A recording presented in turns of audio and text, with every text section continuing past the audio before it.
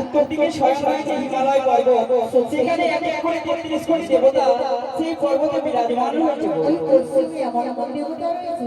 পশ্চিম দিকে তাই বলবো কি গো, পশ্চিমেতে